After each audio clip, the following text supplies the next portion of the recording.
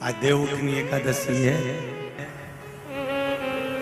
संपूर्ण भारत की भूमि पर, संपूर्ण विश्व में आज भगवान कृष्ण, शालिग्राम जी भगवान और तुलसा मैया का मंगल विवाह हो रहा है। संपूर्ण विश्व में, पूरी भारत की भूमि पर पूरे सनातनी भाई बहन आज शालिग्राम जी के साथ में, लड्डू गोपाल जी के साथ में, भगवान नारायण के साथ में तुलसी जी का मंगल विवाह करेंगे। हम भी चाहते हैं कि आप भी मंगल विवाह करें, पर निवेदन है आप भी भीष्म पितामह जैसे आज भगवान से कह देना, भोलेनाथ मैं भी अपनी बुद्धि रूपी बेटी को तुझे समर्पित कर रहा हूं, इस बेटी को तुम ले। कार्तिक महीने में 2 वस्त्र की महत्वता होती है। ध्यान लगाना जरा, जितनी भी माताएं बैठी हैं, चाहे वो सासू माँ हो चाहे बहुएं हो, बेटियां भी कभी ना कभी बहू बनेंगी और आप भी कभी ना कभी सास बनेंगे, स्मरण रखें। कार्तिक महीने में 2 वस्त्र का विधान है, एक पीले कलर का वस्त्र और एक लाल कलर का वस्त्र। एक पीला वस्त्र है, एक लाल वस्त्र।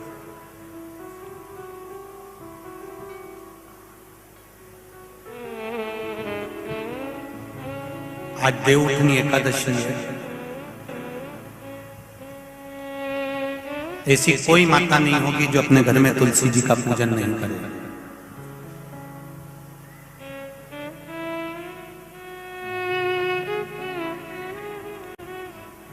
घर की मां यदि आज देवउठनी एकादशी के दिन लाल वस्त्र, बैकुंठ, वैसे तो पचवीगन का महत्व बताया गया है स्कंद पुराण में, जो 5 दिन पीछे के होते हैं। आंवला नवमी से जो क्रम पचवीगन का चालू होता है, पूर्णिमा तक, बैकुंठ चतुर्दशी के क्रम तक, उसका जो महत्व, इन 5 दिनों की महत्वता वैसे स्कंद पुराण में कही गई है, पर आप समझें उसको। लाल वस्त्र अगर कार्तिक महीने में तुलसा महारानी पर ओढ़ाया जाता है और वही वस्त्र बाद में रख लिया जाता है संभाल कर, तो उस घर में किसी कर्म गति के कारण भी अगर अपशब्द निकल रहे होते हैं तो वो अपशब्द, वो वस्त्र रोक लेता है, वो वस्त्र रोकता है। कौन सा वस्त्र? लाल वस्त्र, पीला वस्त्र। इन 5 दिन में अगर तुलसा महारानी को चढ़ाया जाता है और उसको रखा जाता है, तो जिस नारी के गर्भ से संतान नहीं भी हो रही होती है, उसके कक्ष में अगर वो वस्त्र कुछ दिन तक रखा रहता है तो ये निश्चित आती है कि गर्भ ठहरता जरूर है। ये पीले वस्त्र की और लाल वस्त्र की महत्वता कार्तिक महीने में। अब कई माताएं कहती हैं कि हमारे पास में लाल वस्त्र नहीं है, हमारे पास में इतना नहीं है, तो लाल कलर का लच्छा भी तो आता है, नाड़ा। बोलो आता है कि नहीं आता? लाल, तुम्हारे घर में सिलाई करने का लाल कलर का धागा तो होगा, होगा ना कि नहीं होगा? लाल कलर का लच्छा तो होगा, नहीं होगा सफेद कलर का धागा तो होगा, उसको कंकु में लाल कर। पर उस वस्त्र की महत्वता को हम समझें।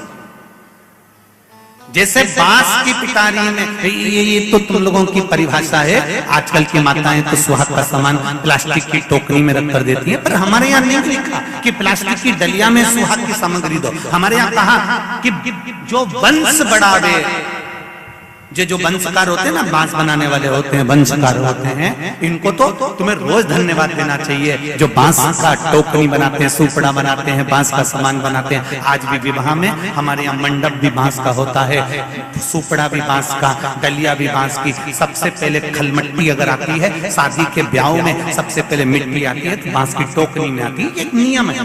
क्यों?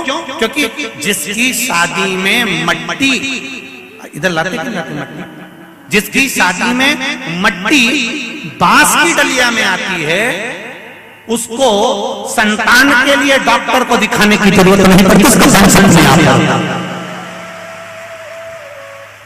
जिसकी शादी की शुरुआत प्लास्टिक की डलिया से होती है, फिर उसको टेस्ट भी करवाना ही पड़ता है।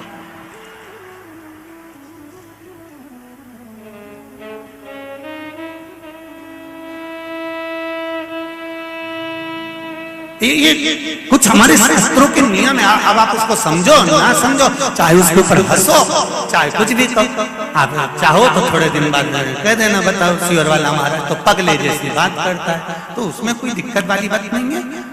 पगले का अवार्ड हमको ही मिलने वाला है, उसमें कोई दिक्कत वाली बात नहीं। परंतु उसको समझो कि हमारे सनातन धर्म में ये वंशकार, बांस का सामान बनाने वाले, बांस की डलिया बनाने वाले, बांस का सुपड़ा बनाने वाले, सबसे पहले ये वंशकार हुए, फिर खवास नाई ये हुए, फिर चर्मकार हुए, जूता चप्पल बनाने वाले, फिर अन्य जितने जितने हमारे यहाँ, इनको लोग कहते हैं कि इनको हमारे यहाँ से हटा दिया, ऊंची जाति वालों ने इनको पीछे हटा दिया। कोई इनको पीछे हटाने वाला नहीं है, केवल तुम्हारी बुद्धि से लोग तुमको भ्रष्ट कर रहे हैं कि हमको नीचा दिखा रहे हैं, हमको ऊंचा दिखा रहा है। किसी जात में, किसी समाज में ये नहीं कहा गया कि इनको नीचा दिखाना। प्रत्येक समाज में, चाहे ब्राह्मण के घर की शादी हो, चाहे क्षत्रिय के घर की शादी हो, चाहे वैश्य के घर की शादी हो, सबसे पहले वंशकार की डलिया आती है, वंशकार आता है। सबसे पहले हमारे यहाँ अगर पादुका बनाई जाती है तो सबसे पहले चर्मकार आता है, सबसे पहले हमारे यहाँ खवास आता है। पहले इनको लाकर बिठाया जाता है। पहले संबंध भी सेठ खुद नहीं जाता था करने के लिए, खवास जाता था, वंशकार जाता था, ये जाते थे, संबंध पक्का कर कर आते थे और शादी हो जाती थी। ना लड़का देखता ना लड़की देखती। ये सब बाद में चालू हुआ। अब दुनिया के लोगों ने अपनी राजनीति को अखाड़ा बनाने के लिए कह दिया कि ये समाज नीची हो गई, ये समाज ऊंची हो गई, इसको पिछड़ा में कर दिया, इसको उसमें कर दिया। कोई नहीं कर रहा किसी को। भगवान की ये पोथी रखी है शिव महापुराण की, जिस पे रखी है, इसके 4 पाए, 1 2 3 और ये 4, ब्राह्मण क्षत्रिय वैश्य शूद्र, ये 4 पाए पर मेरी शिव महापुराण की पोथी रखी हुई है। कोई साधारण है?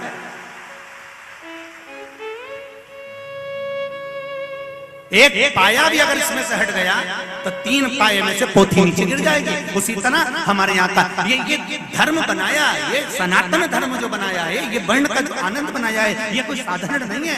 ये सब एक है, एक है। ब्राह्मण हो, क्षत्रिय हो, वैश्य हो, शूद्र हो, सब एक। ये विभाजन तो आज के लोगों ने कर दिया कि थोड़ा सा अपना फायदा देखने के लिए, अपना फायदा। ये महिला मंडल कथा करा रही है, नागेश्वर महिला मंडल कथा करा रही है, वहाँ भोजन भंडारा चल रहा है। भोजन भंडारा कराते समय वहां पर माइक पे रोज सुबह 5 बजे से भैया चिल्ला चिल्ला कर नाश्ता कराते हैं, भोजन कराते हैं। मैंने अभी तक तो माइक पे नहीं सुना कि कोई ब्राह्मण हो तो ही भोजन करना, कि वैश्य हो तो ही भोजन करना, तो क्षत्रिय हो तो वही भोजन करना, कि शूद्र हो तो वही भोजन करना। जब मेरे नागेश्वर भगवान के भंडारे में देवी जी का भंडारा होता है, गणेश जी का भंडारा होता है, शिव जी का भंडारा होता है, यहाँ भेद नहीं होता, तो दुनिया में लोग अपनी बुद्धि में भेद क्यों कर रहे हैं? कौन ने कहा तुमको भेद? ये कुछ नहीं, केवल अपने पद को निश्चित करना है, अपना बैंक को भरना। इसलिए फूट डालो, मालूम है आपको, फूट डालो, शासन करो। ये दुनिया के लोग।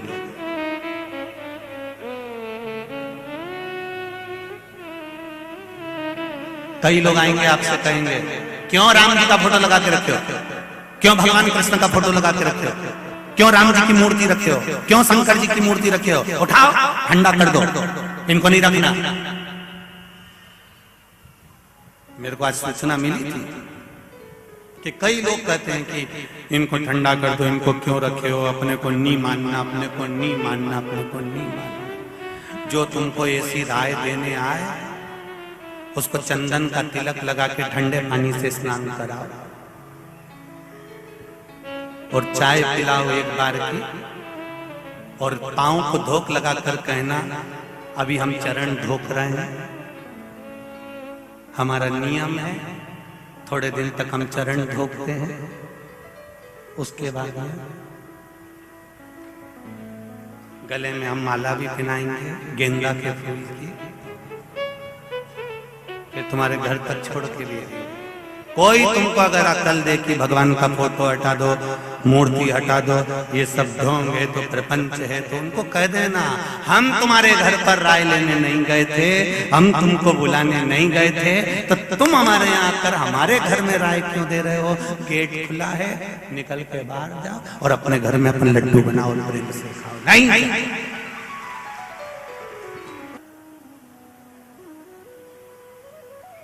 जैसे एकादशी के व्रत का फलाहार,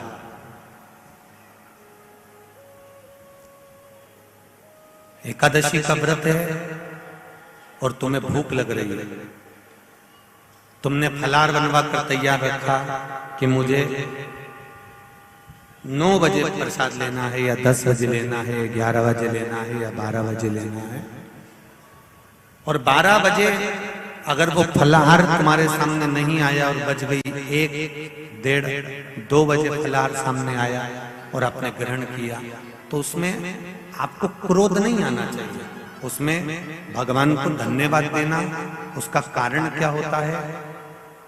तुमने समय लिया कि मुझे 12 बजे फलाहार करना है या 11 बजे फलाहार करना है, और किसी कार्य में तुम लग गए, किसी कार्य में तुम लगे, और लगने के बाद वो फलाहार आधे घंटे बाद, 1 घंटे बाद तुम्हें प्राप्त हुआ, तो भगवान को धन्यवाद देना। क्यों? जिस समय आपको फलाहार ग्रहण करना था उस समय पर 1 जन्म के पाप कटते हैं, जिस समय पर हम समय के अनुकूल फलाहार करते हैं। समय निकलने के बाद हम फलाहार करते हैं तो हमारे 2 जन्म के पाप कट जाते हैं, जब समय निकल गया और उसके बाद हमारे फलाहार का ग्रहण। और हम उल्टे चलते, तुमने बहू को समय दिया मुझे 11 बजे फलाहार करना है, मेरा 11 बजे फलाहार तैयार कर रखो, मुझे 11 बजे फलाहार ला के दो, मुझे 12 बजे फलाहार करना, 12 बजे तक फलाहार रख के दो, और तुम तो काम में लगी हुई हो, तुम्हारे को फुर्सत ही नहीं है, मेरा फलाहार बना के तैयार नहीं करा। भगवान को धन्यवाद दो, बहू को धन्यवाद दो, अच्छा हुआ रोज हर एकादशी को 1 जन्म का पाप कटता था, आज मेरा 2 जन्म का पाप कट गया। ये शिव पर हमारी आदत है, हम उसमें भी बुराई ढूंढते हैं। बहू ने अगर लेट दिया ना, आधा घंटा 1 घंटा लेट हो गई, तो तुम तो फिर 2 मिनट में चंद्र घंटा हो। बताओ, इतनी देर से लेके आई, आज मेरा एकादशी, आज मेरा फलाहार, और तुझे बनाने की फुर्सत नहीं मिली। मम्मी साबूदाना गलाया था, भगर बना रही थी, पूड़ी बना रही थी, थोड़ा समय हो गया। अपने मन को धीर मंदाओ कि भगवान ने आज देरी क्यों करी।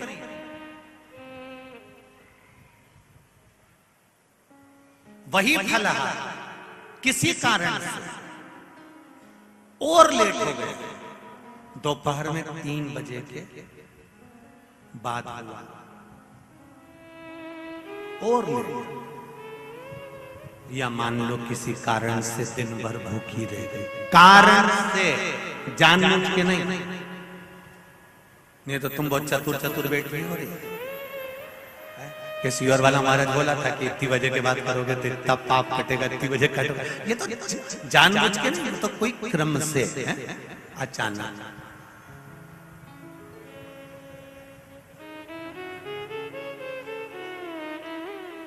जानबूझ के करोगे तो वो तो दिक्कत ही दिक्कत है। जैसे वो एक चरित्र आता है ना, एक पड़ोसन ऐसा धान कूट रही थी मूसल से, और उसके पास में उसकी पड़ोसन बैठी थी। इतने में इसका पति आया, आवाज लगाया उसने, सुनती है मुझे पानी ला दे। इसने जो धान का मूसल था ऊपर छोड़ा और पानी देने चली गई। पड़ोसन को बड़ा आश्चर्य हुआ, मूसल हवा में टंगा, हवा में मूसल टंगा। ये आई, इसने मूसल लिया, फिर कूटने लगी। इसने अपनी पड़ोसन से पूछा, क्यों ये हवा में कैसे टंग गया?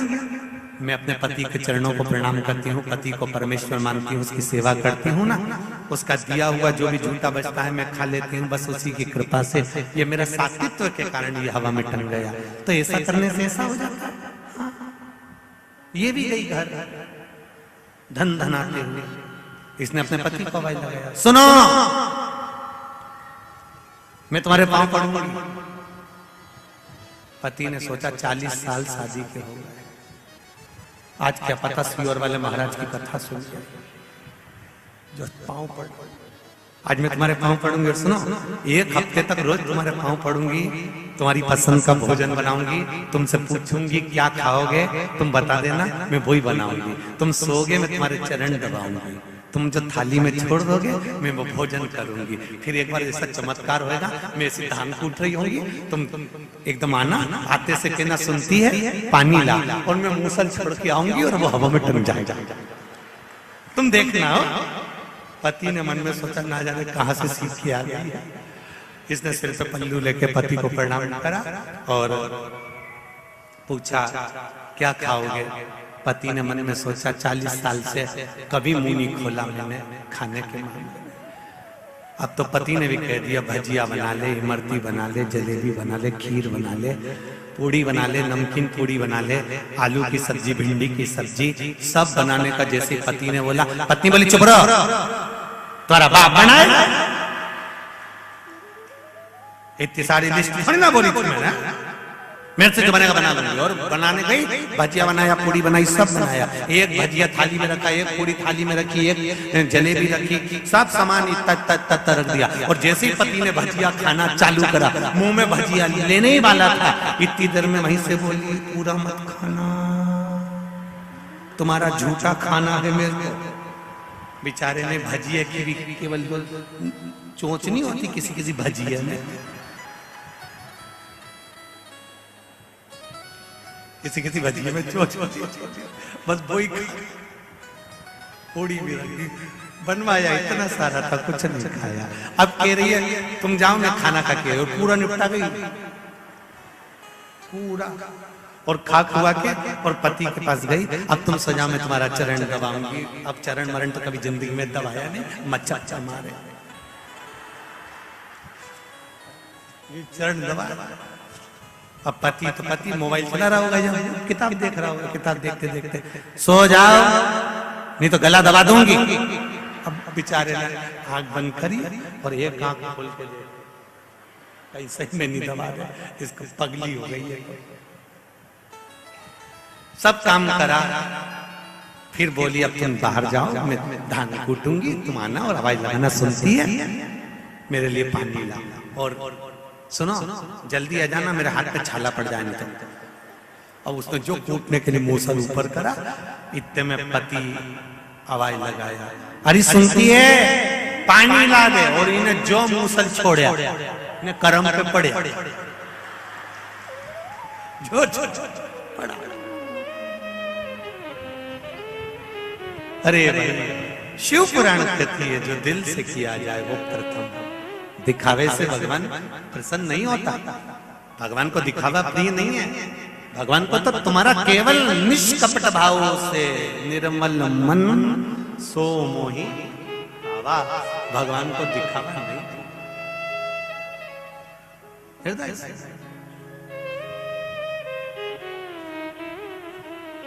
तारकासुर का कथा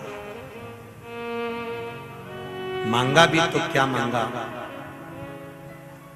प्राण छूटे शिव जी के पुत्र के द्वारा। मान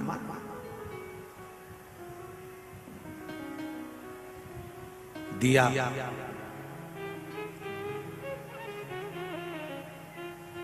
जान कर कुछ न किया जाए, अनजाने में जो हो जाए वो श्रेष्ठ है। भोजन का समय निकल गया, फलहार का समय निकल गया, एकादशी के दिन एक जन्म का पाप कटा, समय के बाद पाया 2 जन्म का पाप कटा। मान लो शाम तक फलहार नहीं मिला, रात हो गई, तब फलहार ग्रहण करने बैठी है। मान लो किसी कारण से लेट होती चली गई तो पाप भी कटता चले गया, किसी कारण से तो फिर जानकर कर नहीं, कारणवश रात हो गई, फलहार मिल गया, समझ लेना कहीं 7 जन्म का पाप होगा, कट गया 7 जन्म। पर निवेदन केवल इतना है कि उसमें आप मूल चीज एक ही बात कहती है पुराण की, इसमें हमने अच्छा देखा। कई लोगों की आदत होती है थोड़ा सा फलहार आने में देरी हो गई, क्रोध आ गया, क्रोध आ गया तो तुम्हारा व्रत बेकार हो गया। समय की अवस्था में फलाहार नहीं मिला, क्रोध आ गया, तुम्हारा व्रत खंडित हो गया।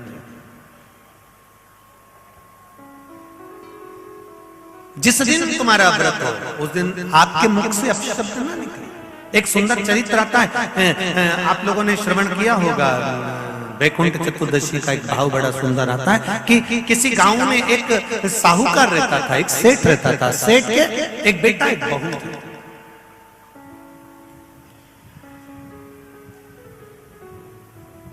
और बहू बेटा दोनों धर्मात्मा, दोनों पुण्यात्मा।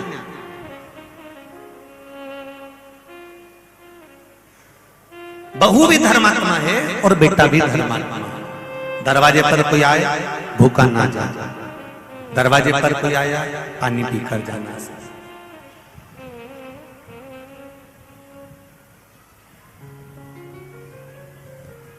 कोई खाली ना जाए, ऐसी बहू बेटा था।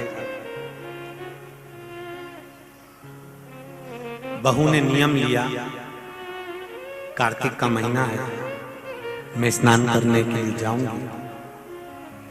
ससुर जी से कहा, पिताजी मैं कार्तिक के महीने का स्नान करूंगी, परंतु मेरे साथ में थोड़ी सी परेशानी ये है कि मैं स्त्री हूं, मैं नारी हूं। बहुत अच्छे से सुनना मेरी माताओं। कई माताओं के मन में संशय होता है कि हम एक महीने का व्रत धारण करते हैं और उस बीच में रजस्वला धर्म आ जाता है। वो रजस्वला धर्म आता है तो हमारे महीने भर का नियम का क्या होता है।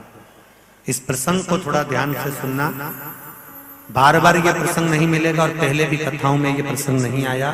आज बीकन गांव की हरिहर्ष महापुराण में ये प्रसंग आया है। तो जितने लोग आस्था पर सुन रहे हैं, जितने फेसबुक यूट्यूब पर सुन रहे हैं, इस प्रसंग को थोड़ा ध्यान से सुनना मेरी माता।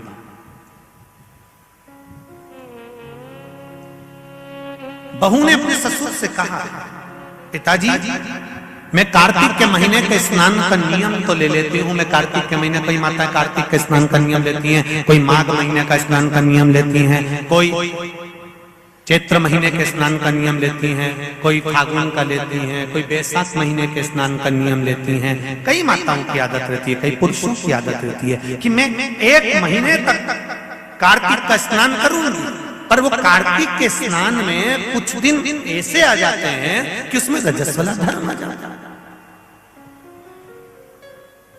अब वो रजो धर्म आ गया, रजस्वला धर्म आ गया, तो उस बीच में उसका नियम पूरा हुआ कि नहीं हुआ। उस बीच में वो 5-7 दिन जो स्नान के लिए नहीं गई, पूजन नहीं करी, तुलसी को जल नहीं चढ़ाया, शालिग्राम जी का पूजन या ठाकुर जी का श्रृंगार नहीं कर पाई, तुलसा महारानी का गीत नहीं गा पाई, तुलसी जी का दीप नहीं लगा पाई, तो उसको कार्तिक के महीने का, क्योंकि ये रजस्वला धर्म तो प्रत्येक महीने आना, नारी के लिए रजो धर्म तो हर महीने प्राप्त होना। तो हर महीने अगर रजो धर्म आना है तो कार्तिक महीने का फिर नियम पूरा कैसे हुआ, फिर नारी का नियम कैसे पूरा होगा। फिर नारी तो फिर नियम टूट गया, नियम टूट गया तो उसको कोई फल नहीं मिला। तो बहू ने अपने ससुर से कहा, एक साहूकार से, साहूकार की बहू ने कहा, ससुर जी मेरे मन के संशय को मिटा दो, मैं कार्तिक का स्नान करना चाहती हूँ और उस कार्तिक के स्नान में सबसे बड़ी अगर विघ्नता आती है तो मेरे 7 दिन 5 दिन जो रजो धर्म के जाएंगे, वो रजो धर्म में मेरा नियम टूट जाएगा। उस नियम को पूरा कैसे किया जाए,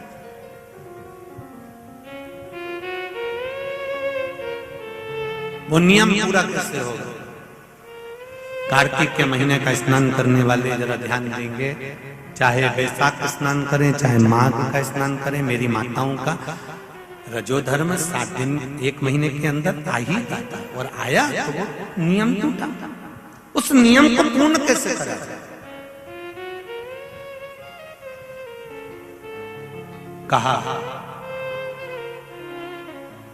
साहूकार ने कहा कि बहू मैं इतना विद्वान तो नहीं हूं, ज्ञानी तो नहीं हूं, पर मैं मेरे गुरु से इस बात को स्मरण कर कर आऊंगा। अब बहू को कार्तिक का महीना आ रहा है, कार्तिक के महीने का उसको इंतजार था, वो इंतजार में बैठी है। मात्र कार्तिक आने में 8 दिन बचे थे। अब अब देखिएगा जरा, आप में और उस बहू में क्या अंतर है। कार्तिक के महीने आने में 8 दिन बचते हैं तो आप पुताई चालू कर देते हो। बोलो सही है कि गलत है? कार्तिक आने में, दिवाली आने में जब 8-15 दिन रहते हैं तब तुम पुताई चालू कर देती हो, सफाई चालू कर देती हो, ये काम चालू कर देती हो, वो काम चालू कर देती हो। सारे काम तुम्हारे कार्तिक का महीना आने के समय पर चालू हो जाता है। और बहू सफाई नहीं पूछ रही, साफ सफाई पर ध्यान दे रही है, पर ऐसा नहीं कि साफ सफाई नहीं कर रही, पर उसका ध्यान वही कार्तिक के महीने के स्नान में लगा हुआ है। आज बहू 8 दिन बचे और बहू का भोजन छूट गया, उसका भोजन नहीं, भाई ने कहा अंदर जाइए। किसी चीज को पाने की जब तमन्ना होती है ना तो खाना पीना छूट जाता है। ये नागेश्वर मंदिर महिला मंडल से पूछ लेना। जब तक कथा चालू नहीं हुई होगी तब तक इस महिला मंडल से और इनके जितने जजमान हैं उनकी धर्म पत्नियों से और जजमान से, चाहे वो मुख्य यजमान हो चाहे जो भी हो, उनसे पूछना। जब तक कथा चालू नहीं हुई होगी तब तक इनको रात भर नींद नहीं आ रही होगी, इनका बीपी ऊंचा नीचा हो गया होगा, निश्चित।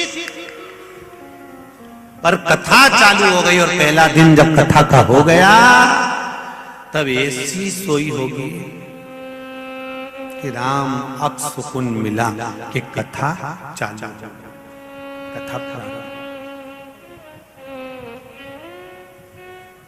बहू की नींद चली गई, उसको भोजन नहीं भाया, नींद गई, भोजन भाया, बड़ी दुखी। साहूकार को कोई मिला चाहे ना मिला, इस बहू की आंख का अश्रु तुलसी के क्यारे के पास गिर गया। तुलसी के क्यारे के पास आंसू गिरा, अश्रु गिरा। एक बात बहुत ध्यान देना, मेरे एक निवेदन करना चाहूंगा इस व्यासपीठ से। शादी की जल्दबाजी में 2 जगह पर दिया लगाना कभी नहीं भूलना चाहिए। शादी की जल्दबाजी में 2 जगह पर दिया लगाना कभी नहीं भूलना चाहिए। एक, कन्या विवाह कर जब अपने पिता के घर से जा रही हो तो तुलसी के क्यारे में दिए के अंदर फुल घी भरकर दिया लगाकर अवश्य जाना चाहिए, तो बाप के घर में लक्ष्मी की कमी नहीं आती है। दूसरा दीप, लड़की डोली में बैठकर, गाड़ी में बैठकर जब ससुराल में पहुंचे, ससुराल की दहली में जब वो पांव रखे अंदर घर में, घर के अंदर सबसे पहले तुलसी के क्यारे के पास बहू को ले जाना चाहिए और मिट्टी का दिया पूरा घी से भरा हो और वहां पर दीप बहू के हाथ से लगवाना चाहिए। उसका कारण होता है ससुर के घर में कभी संपदा की कमी नहीं आती। ये 2 जगह घृत भरे हुए दीप की महत्वता कही गई। और हम इतने विचित्र हैं कि महिला संगीत के चक्कर में, माता पूजन के चक्कर में, सारे फंक्शन के चक्कर में, मेहंदी और हल्दी के चक्कर में हम जब घर के भगवान को ही भूल जाते हैं तो दिया कौन याद करेगा? बोलो सही है कि गलत है? घर के भगवान को भूल जाते हैं महिला संगीत के चक्कर में। हम थोड़ा सा घर के चक्कर में भगवान को भूल जाते हैं कि हमारे यहाँ मेहंदी हो रही है, हमने भगवान को बिठाया मेहंदी में।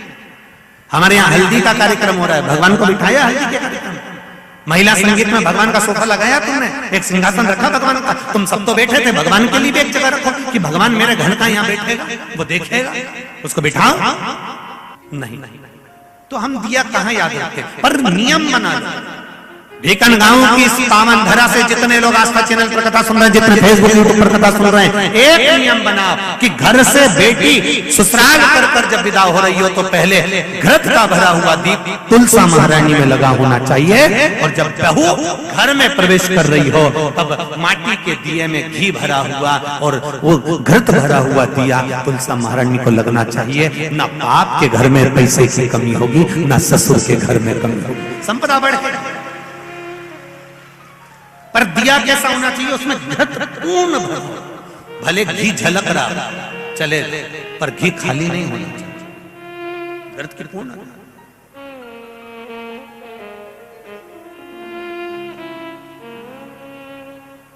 महाराज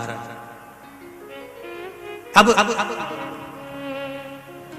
बहू की आंख का शुरू झलका, तुलसा महारानी की कुछ कृपा, देवऋषि नारद ने एक साधु का रूप धारण कर, साधु का रूप धारण कर देवऋषि नारद जिस मार्ग से साहूकार जा रहा था उसी मार्ग पर एक वृक्ष के नीचे जाकर बैठ गए। वृक्ष के नीचे बैठे और बैठते ही साहूकार ने देखा कि बहुत पहुंचे हुए बाबा लग रहे हैं, चंदन का तिलक लगा है, कंधे पर यज्ञोपवीत पड़ा हुआ है, बड़ी बड़ी जटा झूठ है, मुख पर कुछ तेज पुंज है, बड़ा प्रकाश दिख रहा है, रुद्राक्ष की गले में माला पड़ी हुई है, हाथ में तुलसी की माला धरी हुई है। और साहूकार ने जाकर हाथ जोड़कर निवेदन करा, बाबा जी, ओ बाबा जी, मेरे मन के संशय को मिटा दीजिए। बाबा जी ने पूछा क्या बात है बाबा? साहूकार जी बोले मेरे बहू के मन का संशय है, नारी जब कार्तिक के महीने का स्नान करती है या माघ महीने का स्नान करती है या वैशाख महीने का स्नान करती है या चैत्र महीने का स्नान करती है, नारी जब पूर्ण एक महीने का स्नान करती है तो बीच में जो रजस्वला धर्म आ जाता है, नारी 5 दिन 7 दिन जो काम नहीं कर पाती है वो रजो धर्म के समय पर, रजस्वला धर्म के समय पर उसका 1 महीने का नियम खंडित हो जाता है। तो वो खंडित हुआ नियम पूर्ण कैसे हो उसका वर्णन आप मुझे बता दीजिए। वो नियम मुझे बताइए।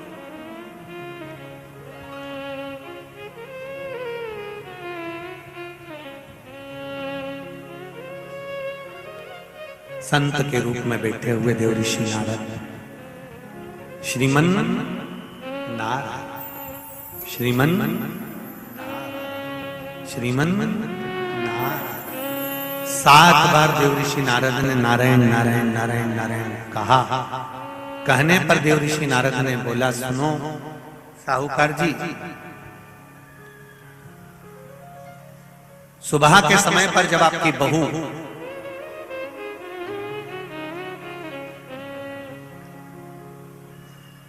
मंदिर की ओर जाए तो उसको इस मार्ग की ओर लेकर आना। मैं आपको ज्ञान उपदेश दूंगा और वो ज्ञान उपदेश आप बहू को श्रेष्ठ दे पाए ना दे पाए, वो बहू सम्मुख में बैठकर सुनेगी तो उसको प्राप्त होगा। ये देखो वही कथा आ गई। आप खाओगे आपका पेट भराएगा, आप सुनोगे आपका कल्याण होगा।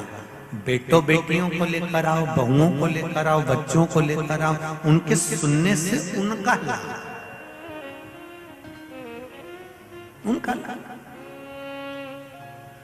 साहूकार घर गए, बहू से कहा बेटा एक संत अपने गांव में आए हुए हैं और वृक्ष के नीचे बैठे हुए हैं, चलो आप चलकर उनसे अपने प्रश्न को कर लो।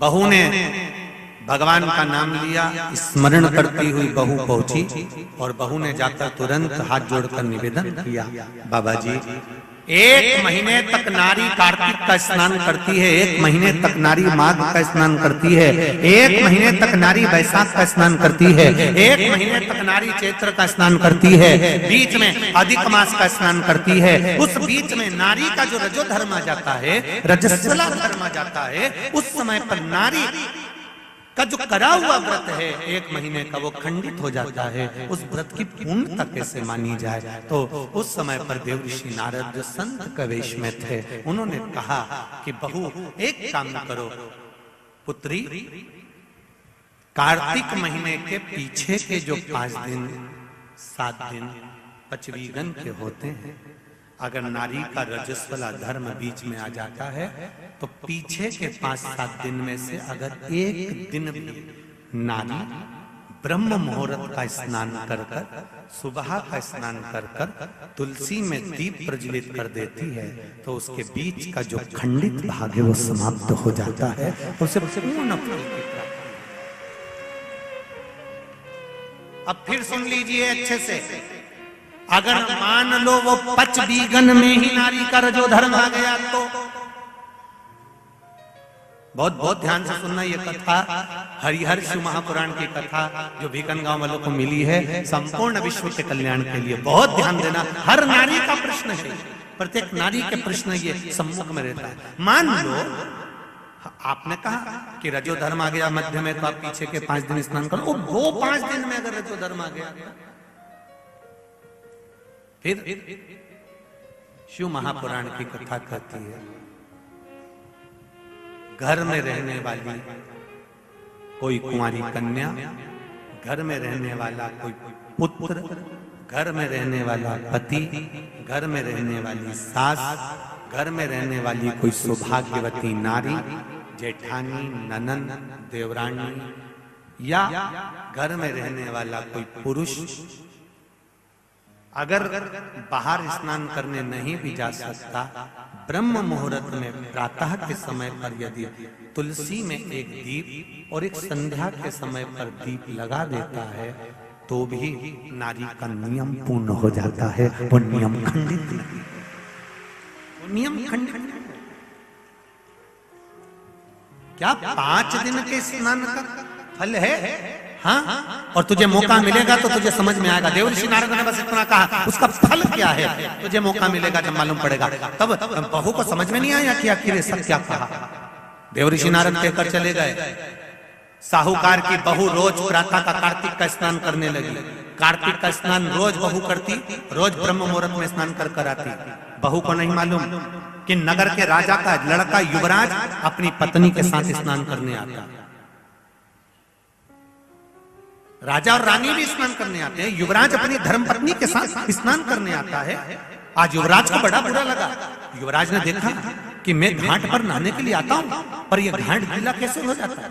मतलब मेरे स्नान के पहले कोई स्नान कर रहा है, मेरे स्नान के पहले कोई स्नान कर रहा है। मुझे ऐसा लगता है जरूर कोई ना कोई आता है। युवराज ने, राजा ने अपने नगर के सैनिकों से बोला, पता लगाओ कि सुबह स्नान करने कौन आता है। सैनिक लगते उससे पहले ही साहूकार की बहू स्नान कर कर चली जाती। दिखाई नहीं दिया, समझ नहीं आया। आखिरी के 7 दिन बचे थे, 8 दिन बचे थे। राजा के दूत ने फिर युवराज ने कहा, मुझे पता लगा कर बताओ फिर मेरे स्नान के पहले कौन स्नान करता है, घाट को गीला कौन कर देता है। क्रोध में आकर कहा, मालूम नहीं पड़ पाया। एक दिन रानी को, इस साहूकार की बहू को मालूम पड़ा कि युवराज मेरा पता कर रहा है, मेरा पीछा कर रहा है। तो बहू ने तुरंत सुबह जल्दी स्नान करा और भागी। भागते समय उसके गले की माला और पांव की एक मोजड़ी छूट गई। माला और मोजड़ी छूट गई। माला मोजड़ी छूटी, चली। राजा को वो माला मोजड़ी मिल गई। उसने मन में विचार करा, मोजड़ी इतनी सुंदर, माला इतनी सुंदर, तो जो इसको पहनती होगी वो कितनी सुंदर होगी। राजा ने अपने दूतों से कहा, जाओ, जिसकी ये मोजड़ी और माला है इतनी सुंदर है तो वह नारी कितनी सुंदर होगी, उसको 5 रात्रि मेरे पास में लेकर आ। उसको मैं 5 रात्रि अपने यहाँ रखूंगा। शब्द सुना, खबर पूरे गांव में लग गई। साहूकार की बहू के कानों में भी शब्द पहुंच गया। कार्तिक का महीना चल रहा था तो बहू ने भी कह दिया, मैं राजा के यहाँ पर 5 रात्रि रहने को तैयार हूं, पर शर्त मेरी एक है, ब्रह्म मुहूर्त का स्नान करते हुए अगर राजा मेरे को मुख देख लेगा तो मैं उसके यहाँ रह लूंगी। सुबह का कार्तिक का स्नान कर कर जब मैं निकल रही हूँ और राजा का पुत्र मुझे देख ले तो मैं रहने को तैयार हूँ, नहीं तो मैं नहीं रह सकती। राजा ने भी एक पक्षी, जो पाला हुआ पक्षी था, उस पक्षी को पेड़ पर बिठा दिया और कहा, जैसे ही रानी स्नान करने आए उसी समय पर तू बोल देना, मैं दौड़ कर आ जाऊंगा और इस साहूकारनी का दर्शन कर लूंगा। जब साहूकारनी सुबह के समय पर स्नान करने चली तो देहली पर द्वार को छोड़ते समय प्रणाम करते हुए कहती है, हमारे भारत की सभ्यता, भारत की भूमि की संस्कृति, पहले की माताएं जब मायके से ससुराल जाती थी या ससुराल से मायके आती थी तो जिस तांगे में, जिस गाड़ी में, जिस बस में, जिस टैक्सी में भी बैठती थी उसके भी पांव पड़ती थी, उसको भी प्रणाम करती थी। बोलो री जीजिए सही है कि गलत है? ये भारत की सभ्यता है, ये भारत का संस्कार है, ये भारत की भूमि की मर्यादा है। जिस भूमि पर से जा रही, ससुराल से मायके जाएगी तो जिस बस में जाती थी उसके पांव पड़ती थी, बैलगाड़ी में जाए, टांगा गाड़ी में जाए, घोड़ा गाड़ी में जाए, उसके पांव पड़ती थी। घर से निकलते समय प्रणाम कर कर जाती। उसने अपने द्वार को प्रणाम किया और द्वार प्रणाम कर कर जा रही है और कहती हुई जा रही है, हे तुलसा महारानी, हे गंगा मैया, हे दामोदर भगवान, ऐसी कृपा करना मैं स्नान कर कर जाऊं तो राजा के लड़का नींद में भरचक सो जाए, ऐसी कृपा करना। तोता बोलता रहा, राजा का लड़का सोता रहा। पहला दिन निकल गया। दूसरे दिन राजा के लड़के के मन में प्रश्न आया कि मेरे तोते से पूछूं, क्यों रे तोता, क्या वो साहूकार की बहू नहीं आई थी? आई थी, स्नान करके गई, तो मैं जग नहीं पाया। उसने विचार करा, कुछ ऐसा काम करता हूं, पुड़िया में लेकर बैठ गया मिर्ची, रात्रि को डाल ली आंख में, रात भर नींद नहीं आएगी। साहूकार ने फिर चली, द्वार को छोड़कर प्रणाम करा, दरवाजे को प्रणाम कर कर, द्वार को पूजन कर कर, जब प्रणाम कर कर चली तो निवेदन कर कर चली, हे द्वार देवता, राजा के लड़के को सुला देना। तो ये स्कंद पुराण की बात शिव महापुराण में भी लिखी गई। पशुपति व्रत में एक नियम है, जब मंदिर में दिया लगाकर जाते हो तो घर के दरवाजे के राइट सीधे हाथ पर दिया लगाते हो। बोलो सही है? सीधे हाथ पे दिया लगाने का महत्व क्यों है? क्योंकि हम मंदिर से चलकर जब आते हैं, अपने घर के सीधे हाथ की ओर जब दिया लगाते हैं तो भगवान से निवेदन करते हैं कि मेरा ये द्वार है और आपके भरोसे पर है, आपको संभालना। एक पत्र आया है, उसको देखिए।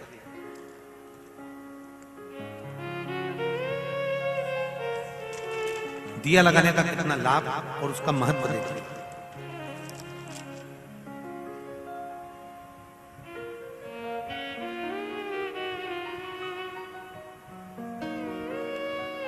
मेरा नाम सरला सेठिया है, मैं मध्य प्रदेश में खेतिया से आई हूं। कहीं बैठी हूं तो हाथ हिलाइए,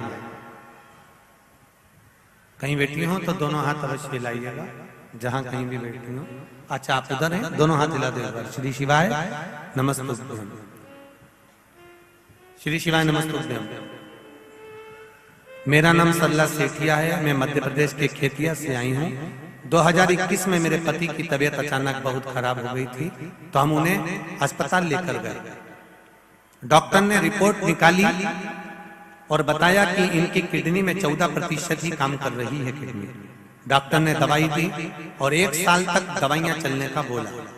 और फिर एक दिन मेरे पति की तबीयत वापस अचानक बहुत ज्यादा खराब हो गई। हम उन्हें तुरंत अस्पताल लेकर गए तो डॉक्टर ने बताया कि उनकी किडनी काम करना बिल्कुल बंद कर दी है।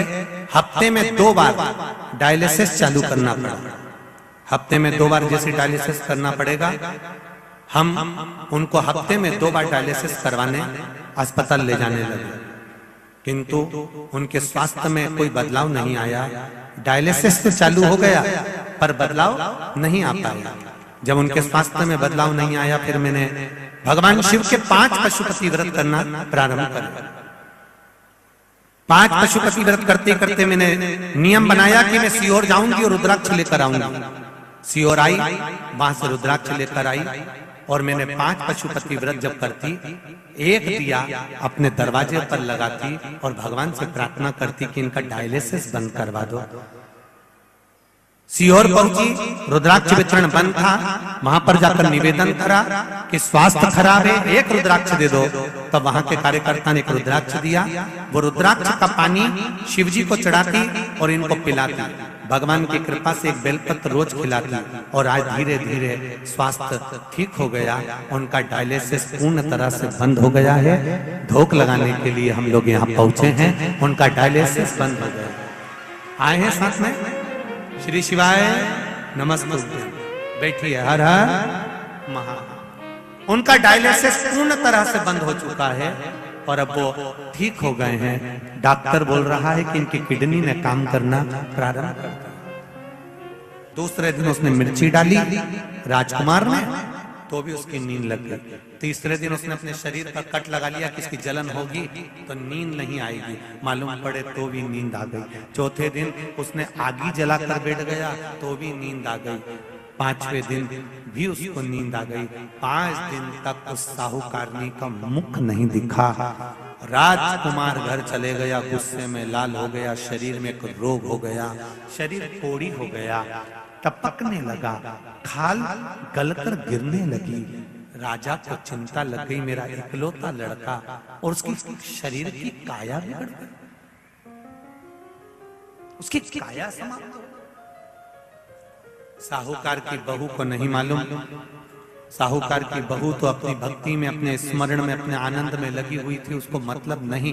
वो तो अपनी अलमस्तता में, अपनी मस्ती में लगी, अपने भजन में। 5 दिन जो मिले हैं भगवान की भक्ति के, उसमें डूबी हुई है, उसे कोई मतलब लगी हुई।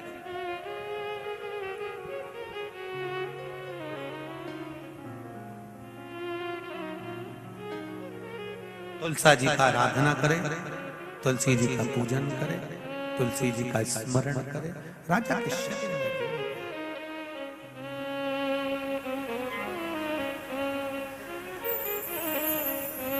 अरे धीरे धीरे चलो सखी, धीरे धीरे चलो सखी, तुलसा का मंदिर देखेंगे। धीरे धीरे चलो सखी, तुलसा का मंदिर देखेंगे। धीरे धीरे चलो सखी, तुलसा का मंदिर देखेंगे। धीरे धीरे चलो सखी। आज देवउठनी एकादशी, दोनों हाथों से बड़े प्रेम के साथ तुलसी जी का भजन करिए। तुलसा का मंदिर देखेंगे, तुलसा का मंदिर देखेंगे, तुलसा का तुलसा का मंदिर देखेंगे, तुलसा का मंदिर देखेंगे, तुलसा का मंदिर देखेंगे, तुलसा का मंदिर बैठे, तुलसा का मंदिर बैठे। ओ धीरे धीरे चलो सखी, धीरे धीरे चलो सखी, तुलसा का मंदिर देखेंगे। धीरे धीरे चलो सखी, तुलसा का मंदिर बैठे हैं। ओ धीरे धीरे चलो सखी, तुलसा का मंदिर देखेंगे। धीरे धीरे चलो सखी, तुलसा का मंदिर बैठे हैं। ओ मेरी तुलसा किसने तेरा मंदिर बनाया है, ओ मेरी तुलसा ओ मेरी तुलसा किसने तेरा मंदिर बनाया है, ओ मेरी तुलसा तेरा मंदिर बनाया है। ओ किसने तेरे मंदिर में जोत जलाई है, किसने तेरे मंदिर में जोत जलाई है। धीरे धीरे चलो सखी, तुलसा का मंदिर देखेंगे। धीरे धीरे चलो सखी, तुलसा का मंदिर देखेंगे, तुलसा का मंदिर देखेंगे, तुलसा का मंदिर देखेंगे, तुलसा का मंदिर बैठे हैं, तुलसा का मंदिर बैठे हैं। अरे धीरे धीरे चलो सखी, तुलसा का मंदिर देखेंगे। धीरे धीरे चलो सखी, तुलसा का मंदिर देखेंगे। आओ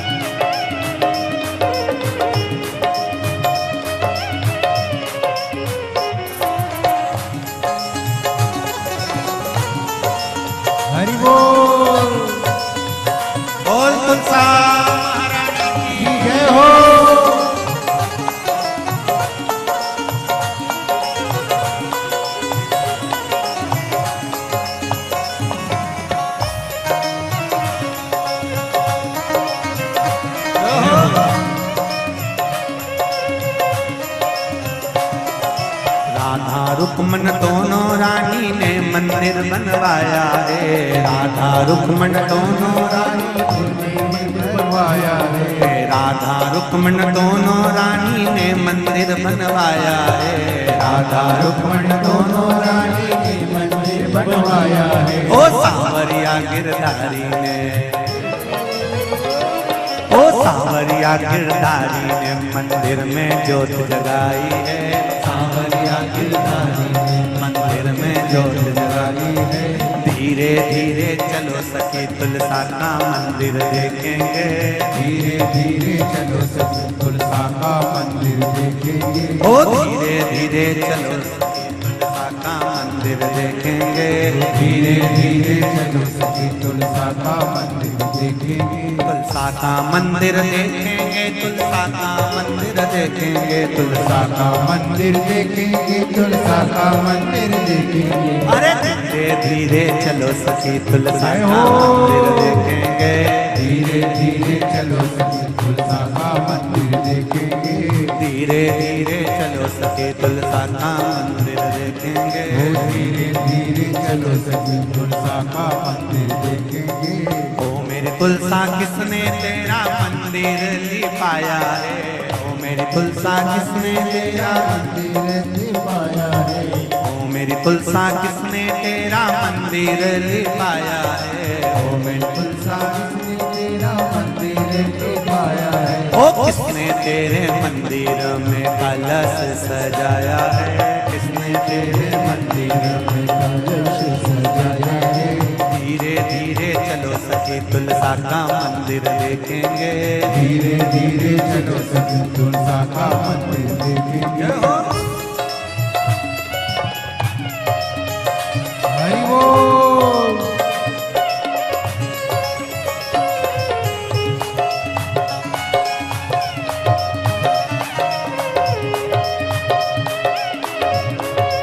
शंभो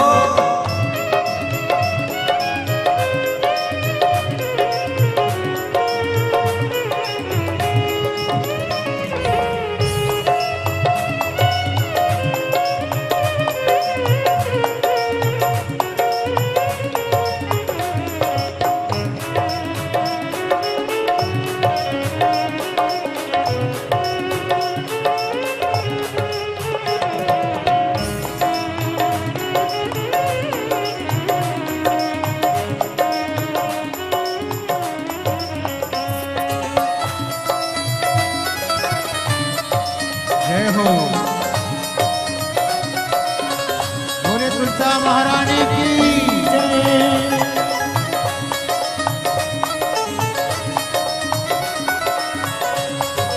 जय हो। हरि बोल। राधा रुक्मन दोनों रानी ने मंदिर लिपवाया है। राधा रुक्मन दोनों रानी ने मंदिर बनवाया है। राधा रुक्मन दोनों रानी ने मंदिर लिपवाया है। राधा रुक्मन दोनों रानी ने मंदिर बनवाया है। ओ सांवरिया गिरधारी ने, ओ सांवरिया गिरधारी ने तेरे चौक पे कलश सजाया है। सांवरिया गिरधारी ने मंदिर में कलश सजाया है। धीरे धीरे चलो सखी तुलसा का मंदिर देखेंगे। धीरे धीरे चलो सखी तुलसा का मंदिर देखेंगे। ओ धीरे धीरे चलो सखी तुलसा का मंदिर देखेंगे। धीरे धीरे चलो सखी तुलसा का मंदिर देखेंगे। हर हर महादेव। अपने स्थान पर बैठकर मूल मंत्र का जाप करते हुए भगवान से प्रार्थना करे, भाव से, दिल से। आज एकादशी है देवोत्तम भगवान श्री शिवाय नमस्तु। श्री शिवाय नमस्तु। श्री शिवाय नमस्तु। श्री शिवाय नमस्तु। श्री शिवाय नमस्तु। भोला सब दुख काटो मारा। भोला सब दुख काटो मारा। शिव शंकर जपूं तेरी माला, भोले बाबा जपूं तेरी माला, भोला सब दुख काटो मारा। भोला सब दुख काटो मारा। राजा के शरीर में रोग हो गया। पिताजी ने पूछा ब्राह्मण देवता, मेरे बेटे के शरीर में रोग हो गया, छूटेगा कैसे? कहा कार्तिक स्नान करने वाली नारी को गलत दृष्टि से देखा था, इसलिए ये रोग हुआ है। शिव महापुराण की कथा कहती है, कोई गंगा नर्मदा सरयू तीर्थ में कोई स्नान कर रहा हो, कोई नारी स्नान कर रही हो, उसको गलत दृष्टि से कभी ना देखें। शरीर में रोग भारी हो जाता है। राजा के शरीर का रोग कैसे मिटेगा? तो कहा जिस नारी को गलत दृष्टि से देखा है, जब वो कार्तिक का स्नान कर कर उसके स्नान का जल जो बह कर आए, वही जल शरीर पर डाला जाए तो रोग मुक्त हो जाता है। राजा ने वही करवाया। पूछा साहूकार की बहू जहाँ स्नान करती थी, उसका जो पानी आता, उस पानी से राजा के पुत्र के शरीर पर छीटा जाता।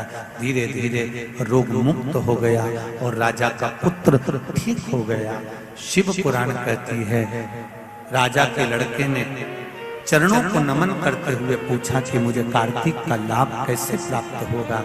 कहा पूरे कार्तिक के महीने में अगर स्नान ना कर पाओ तो बैकुंठ चतुर्दशी का दिन, एक बैकुंठ चतुर्दशी का अगर स्नान कोई भूल से भी आनंद के साथ में भगवान की भक्ति के साथ, और आप लोगों को तो बहुत बहुत साधु बनता है, हरिहर मिलन का दर्शन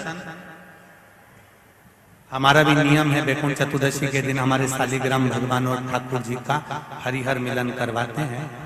बैकुंठ चतुर्दशी के दिन हम भी पूरा प्रयास करेंगे अंदर मिलन कराने की जगह जितने भी भक्त यहाँ पर रात्रि के समय पर रहेंगे उनको हरिहर मिलन का दर्शन हो जाए।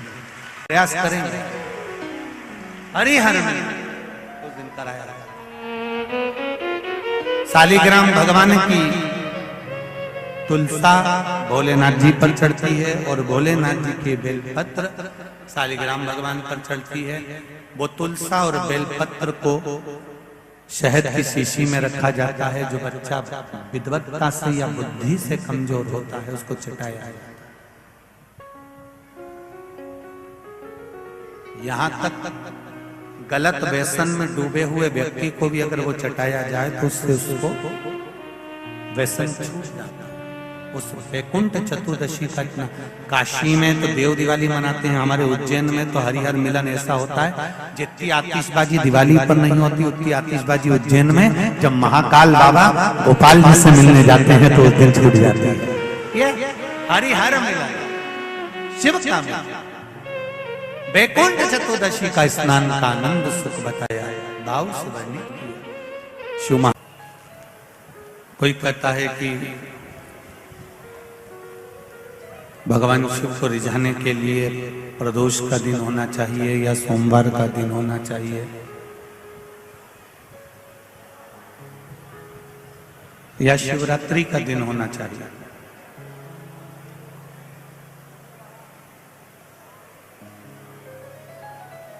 दिन कोई भी हो,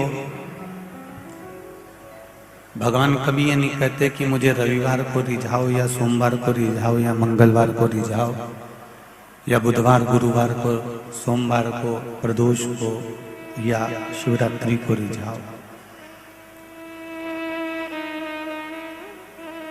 किसी अन्य देवता को रिझाने के लिए भले दिन आप देख सकते हो, पर महादेव को रिझाने के लिए दिन देखने की जरूरत नहीं पड़ती। महादेव को रिझाने के लिए दिल देखने की जरूरत पड़ती है कि दिल कहाँ है।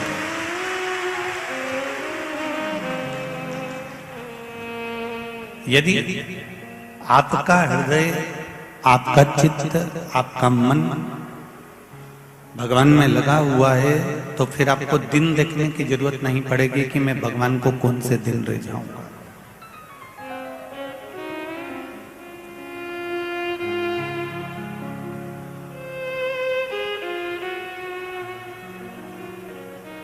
एक बात हमने पहले भी कथा में कही, आज फिर कहते हैं,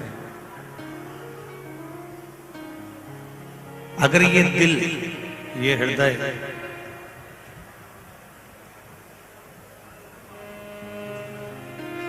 शंकर की आराधना में खुल गया, अगर ये दिल, अगर ये हृदय शिव आराधना में, शिव महापुराण में खुल गया, तो ये निश्चित है फिर ये दिल हॉस्पिटल में खुलने की जरूरत नहीं पड़ेगी, ये खुल चुका। इस हृदय को परमात्मा की शरणागति में, परमात्मा के चरणों में जो एक बार लगा देता है, एक बार रमा देता है, फिर इसको भटकना नहीं पड़ता।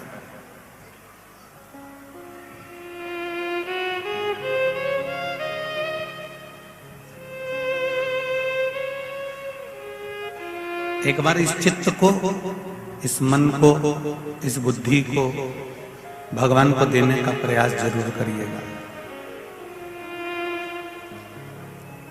जब भीष्म पितामह बाणों की सैया पर पड़े थे तो भगवान कृष्ण ने कई बार भीष्म पितामह के पास जाकर कहा कि पितामह, क्यों बाणों की सैया पर पड़े हुए हो, इतने दिन हो गए तुमको पड़े पड़े, तुम्हारा शरीर छन्नी हो गया है, पूरा शरीर बेकार होता चला जा रहा है। अब एक काम करो, आप इस बाणों की सैया पर अपने प्राणों को त्याग दीजिए, मर जाइए, प्राण छोड़ दीजिए।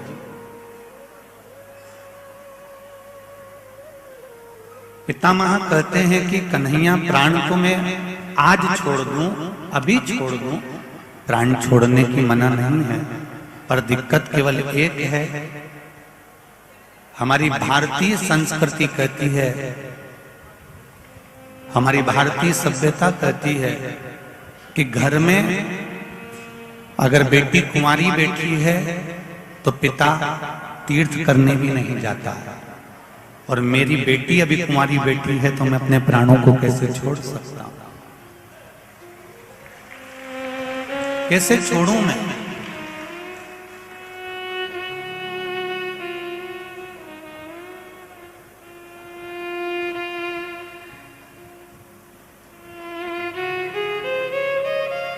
कितना सुंदर कहा भीष्म पितामह ने, सुनो कृष्ण,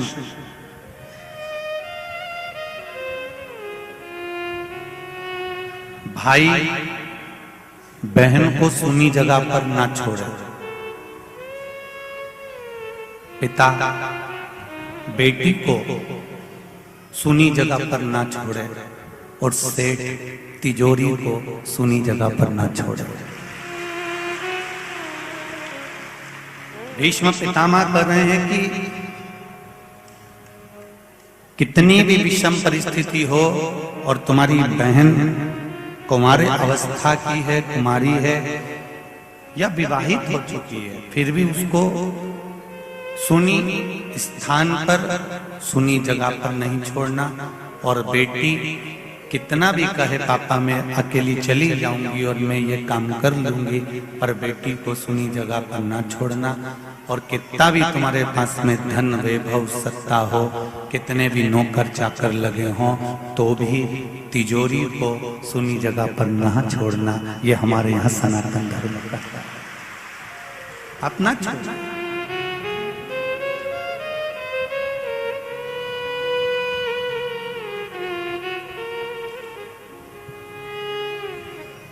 बहन की रक्षा करना भाई का कर्तव्य है, बेटी का कन्यादान करना बाप का कर्तव्य है।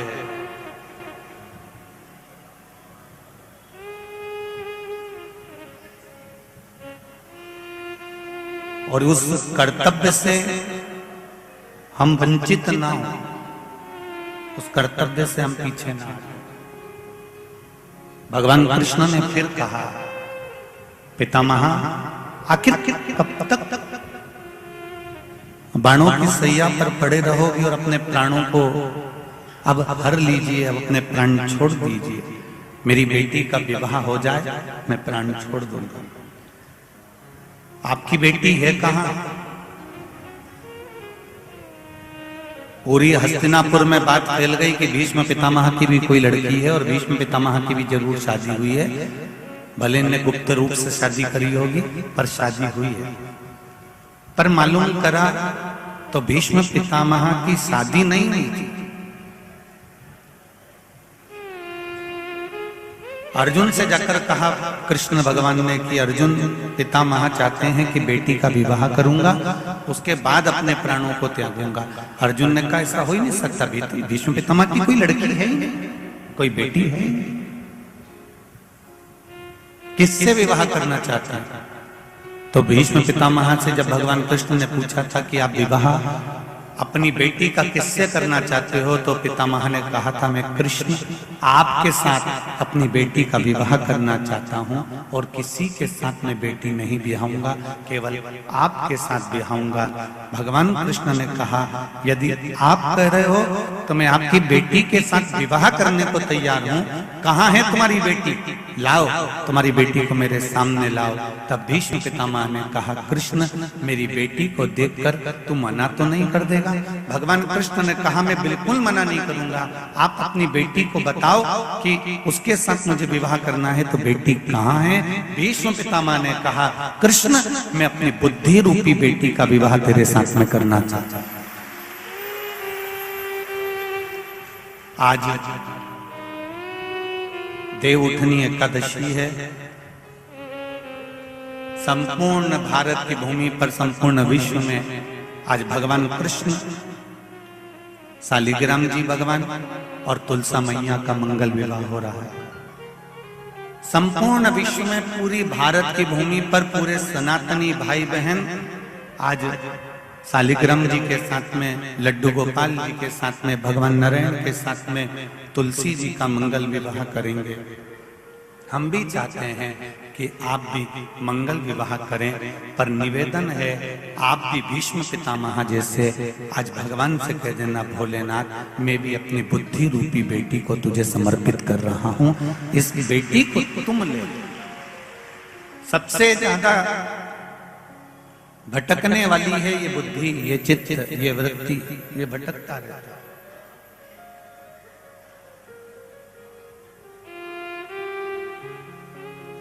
संत साधु सन्यासी तपस्वी साधक उपासक भजनों में हमेशा कहते रहते हैं ये मन बड़ा चंचल है कैसे तेरा भजन करूं, जितना इसे समझाऊं उतना ही मचलता है।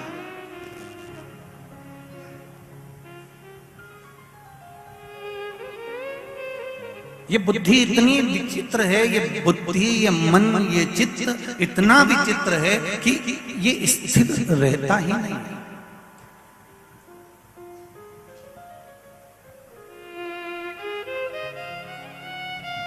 जब तक तुम्हारे लड़के से लड़की की शादी नहीं हो जाती, ऐसी कोई सास नहीं संसार की जो उस लड़की में ऐब देखेगी। जब तक, जम के बोलो जरा, जब तक, फिर से बोलो, जब तक शादी नहीं हो जाती तब तक तो लड़की इतनी बढ़िया है साहब, इतनी जोरदार है। मेरे लड़के के लिए देखती आई हूँ, बाजू की है, अपने यहीं की, आसपास सनावत मनावत की, यहीं की है, बहुत जोरदार लड़की है और ज्यादा बड़ा परिवार भी नहीं है। बच्ची में बहुत संस्कार है, पढ़ी लिखी है। मैं 2-3 बार गई, देखा मैंने, बहुत जोरदार है, बहुत अच्छी है। उसके माँ बाप के संस्कार हैं। जो लड़की इतना मुंबई पूना में पढ़ने के बाद भी इतनी संस्कारवान है, जब तक उसकी शादी आपके लड़के से नहीं हो जाती तब तक आप उस लड़की के गुण ही गुण देखते हो। उस लड़की में कभी तुमने ऐब नहीं देखा, पर शादी होने के 2-4 साल बाद तब तुम्हारे मुख से जो निकलना प्रारंभ होता है वो की माँ ने तो यही सिखाया है।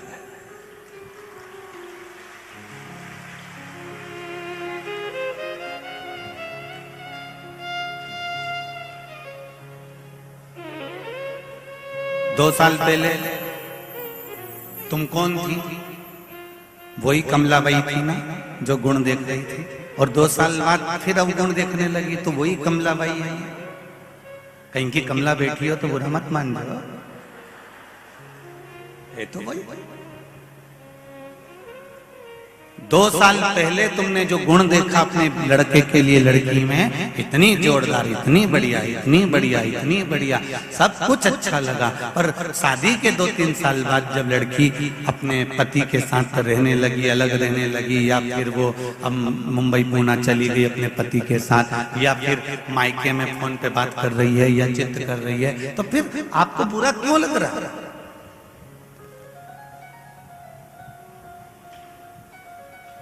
इस बुद्धि को बिगड़ने में देरी नहीं लगती। सुन लो री भीकन गांव वाली जी जी जी, ये बुद्धि कभी भी बिगड़ सकती है। अच्छाई देखेगी तो लोगों में इतना अच्छा देख लेगी, इतना अच्छा देख लेगी, इतना अच्छा देख लेगी, और जब बुराई देखेगी तो इतना बुरा देख लेगी, इतना बुरा देख लेगी कि उसका मुंडा देखना ही पसंद नहीं करेगी। अब मैं उसका मुंडा ही नहीं देखूंगी। और इससे पहले तो कह रही थी मुंडा दिखाई होगी, मुंह दिखाई हुई, और उनमें सबसे पहले हाथ की चूड़ी तू नहीं दी कमला, तू नहीं, और अब के मुंडा ही नहीं दे।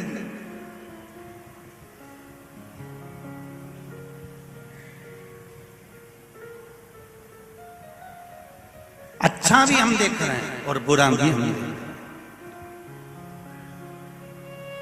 पर निवेदन एक, शिव महापुराण की कथा कहती है, ऐसा संसार में कोई नहीं जन्मा जो अच्छा और बुरा नहीं देखेगा, सब देखेंगे।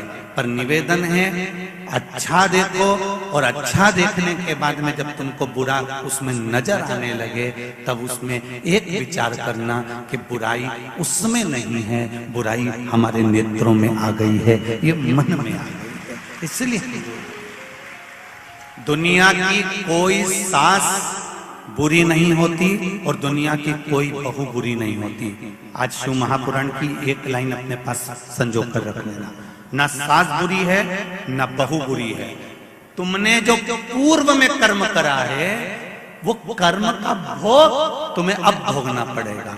तुमने पूर्व में अगर गौ माता को रोटी दी है, खूब सहलाया है, अच्छे से उसके साथ में व्यवहार करा है, खूब अच्छे से व्यवहार करा है, तो वो गौ माता तुम्हारे यहाँ बहू बनकर आती है और तुमको मरते दम तक रोटी देती है, मरते दम तक तुम्हारी सेवा करती है। तुम्हारे दरवाजे पर गाय आई थी और गाय आने के बाद तुमने एक बार रोटी देने के बाद दूसरी बार कह दिया काय को दे, बार बार बार बार बार। वो गाय की तो आदत पड़ गई है, थोड़ी थोड़ी देर में घूम के हमारे यहाँ जाती है, एक बार रोटी दे दी ना बहू, अब मत दे। तुमने मना करा। जब वो बार बार दरवाजे पे आके खड़ी होगी तो डंडा लेके तुम खड़ी हुई, तो वही गाय बहू बनकर आई और अब वो भी तुमको एक ही बार चाय दे रही है। वही अब वो भी तुमको एक ही बार रोटी दे रही है और तुम उसके लिए बहुत बड़बड़ाती थी, इसलिए दिन भर रसोई घर में वो भी तुम्हारे लिए दिन भर बड़बड़।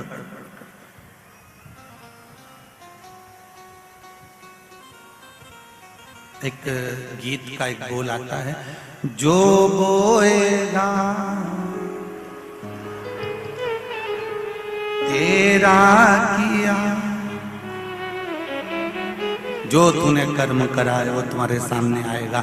न बहू बुरी है न सास बुरी है। अगर सास बुरी होती तो अपनी रकम तोड़वा कर बहू को नहीं देती। अगर सास बुरी होती तो ब्याह हाथ 5 दिन का लिया, 7 दिन का लिया और रोज 9 बजे से 12 बजे तक ढोलक पीट पीट के बन्ना जी बन्ना जी बन्नी जी बन्नी जी गा रही है। सास अगर बुरी होती तो मिट्टी का चूल्हा बनाकर फुकरी नहीं मारती। सास अगर बुरी होती तो शादी में खुद रोटी तक नहीं खा रही है और पूरे घर का काम कर रही है। सास अगर बुरी होती तो एक चुन्नी बेस तुम्हारे चढ़ावे पर नहीं चढ़ाती। सास अगर बुरी होती तो रकम नहीं देती। पर सास ने फोन लगाकर पूछा, बहू तेरी चूड़ी का नाप क्या है? तेरी नाप की चूड़ी लई, पांव की चप्पल तक लई। जिस सास ने कभी किसी की चप्पल नहीं उठाई, उसके थैली में भी पैक करके डब्बे में धरकर तेरे यहाँ पहुंचा।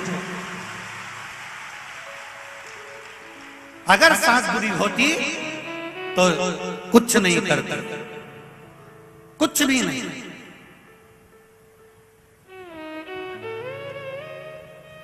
सास बुरी नहीं है और सासुओं से निवेदन है, बहू भी बुरी नहीं है। अगर बहू बुरी होती ना तो ये भेरू से शादी नहीं करती।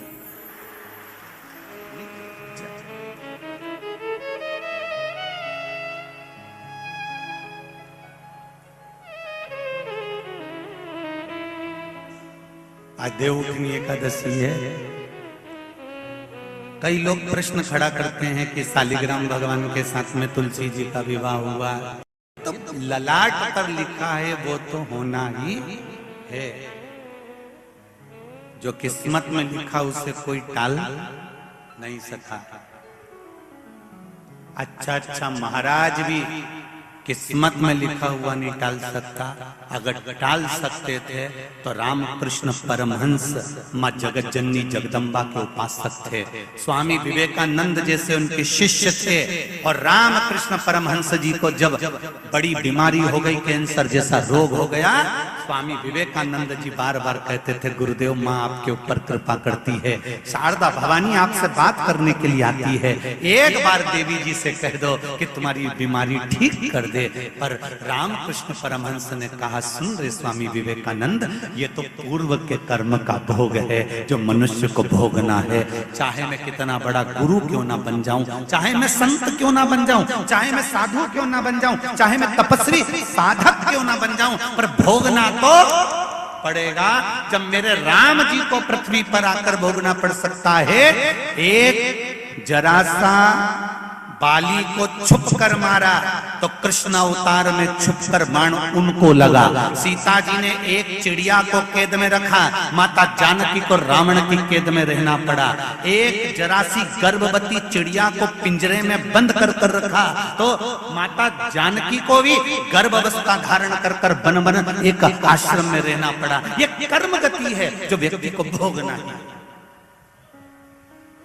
कर्म की गति को भोगना पड़ेगा। बस इतना जरूर है कि ललाट पर लिखा हुआ भोगना जरूर है, पर उस ललाट के लिखे हुए को संसार में कोई नहीं टाल सकता, क्योंकि भगवान विष्णु आज्ञा देते हैं कि इसके भाग्य में लिखा है उसका उतना दुख दो, उतना सुख दो। ब्रह्मा जी लेखनी से लिख देते हैं कि इतना दुख इतना सुख है। केवल अगर तुम्हारे भाग्य के लिखे को भी कोई टाल सकता है, भाग्य के लिखे को भी अगर कोई मिटा सकता है, जैसे राजा श्वेत शंकर भगवान की पूजन कर रहा है और राजा श्वेत के मरने की आज तारीख तिथि समय पल आ गया और राजा श्वेत मरने वाला।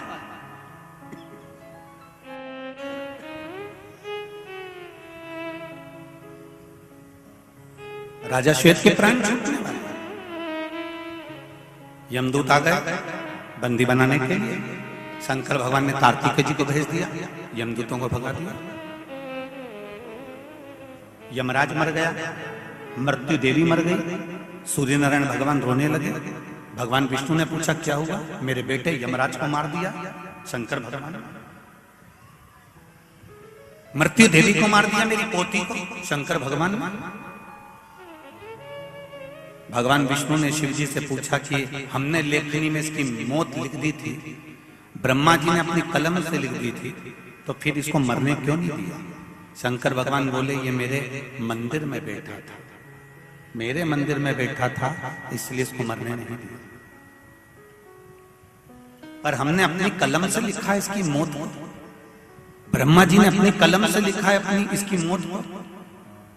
शंकर भगवान बोले, तुम कितना भी किसी का भाग्य लिख दो और किसी के ललाट पे कुछ भी लिख दो, अगर कोई मेरे पास आया है तो मैं ललाट मलाट पे लिखा हुआ मानता नहीं हूं, मुझे पलटना है तो पलटना है, चाहे कुछ जा।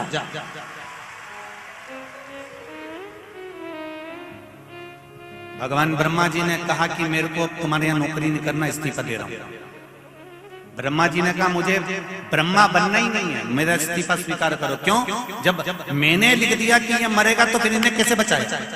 शंकर भगवान बोले, भले इस्तीफा दे दो, पर मैं भोला और मेरा भगत भोला, अगर मेरे मंदिर में आके एक लोटा पानी चढ़ाएगा और उसकी किस्मत में दुख भी लिखा होगा तो इतनी जल्दी डायरी नहीं छुपाऊंगा और लिखा हुआ पेज उसके कर्म का दुख का फाड़ूंगा जरूर। 2-4 महीने आने तो दे, निपटा पर मिटाऊंगा जरूर।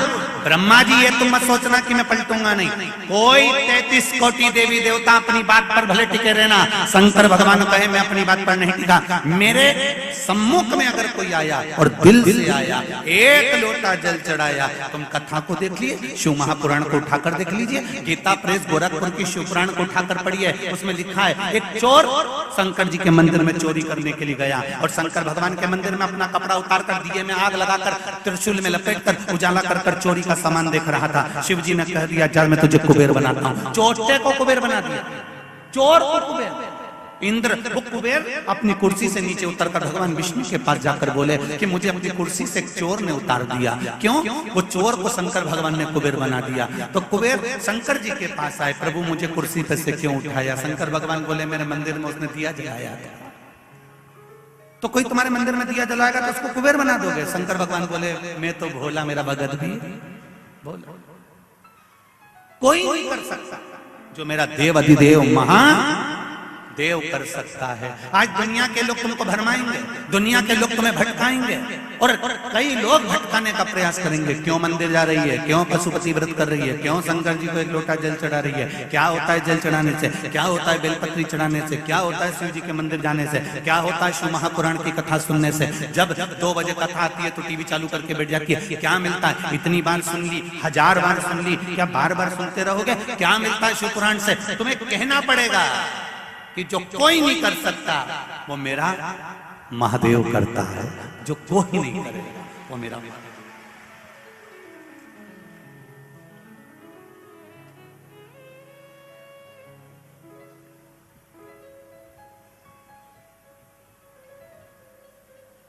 कोई ना, ये पत्र आया देखो जरा,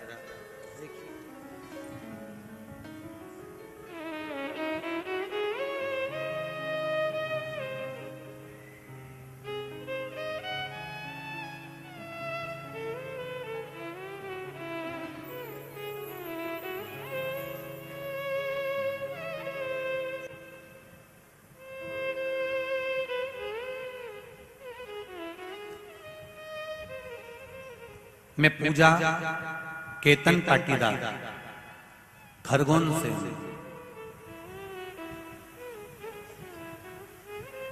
29 दिसंबर 2021 को मेरी पहली संतान 9वें महीने में डिलीवरी के समय पर 7 दिन पहले मर गई, गर्भ में शांत हो गई। मैं बड़ी दुखी हो गई। तब मेरे परिवार वालों ने कहा चिंता मत कर, तू शिव जी पे विश्वास रख, शंकर भगवान से प्रार्थना कर, शिव से कहे। कथा में सुना है कि किसी की संतान भी चली जाती है और भगवान से मांगे भोलेनाथ उसकी लेखनी बदलकर वही संतान वापस देते हैं। मैं ठीक हुई, हॉस्पिटल से आने के 1.25 महीने बाद मैंने भी पशुपति व्रत करना चालू करा और मेरे बाबा से निवेदन करा कि जो मेरे गर्भ से लड़का शांत हुआ है वो लड़का मुझे वापस चाहिए। बाबा की कृपा देखिए गुरुजी, शिव जी की कृपा ऐसी हुई कि तीसरा ही व्रत मैंने पशुपति का करा और बाबा ने मेरी व्रत स्वीकार कर लिया और एक ही साल के अंदर इस अक्टूबर महीने की 17 तारीख को मेरे घर में फिर बेटे ने जन्म लिया। ये शिव है। मेरा बेटा आज 20 दिन का हुआ है, इसलिए मैं कथा में नहीं आ सकी, पर टीवी पर रोज सुन रही हूँ। पत्र मेरी बहन के हाथ भेजा है। बहन आई है, जिन्होंने आप ही हैं, दोनों हाथ हिला दे एक बार। श्री शिवाय नमस्तुभ्यम। पत्र मैंने अपनी बहन के हाथ भेजा है कि शंकर की साक्षी क्या होती है, शंकर का प्रमाण क्या होता है कि अकाल मृत्यु वो मरे जो काम करे चंडाल का, और काल उसका क्या बिगाड़े जो भक्त हो महाकाल का। मैंने अपनी बहन के हाथ पत्र भेजा है क्योंकि मुझसे रहा नहीं गया। मुझे 20 दिन में भगवान ने ये वापस संतान दे दी, इसलिए मैं निवेदन करें। बैठिए। श्री शिवाय नमस्ते। शिव कृपा। इसको एक पत्र और आया, देखिए।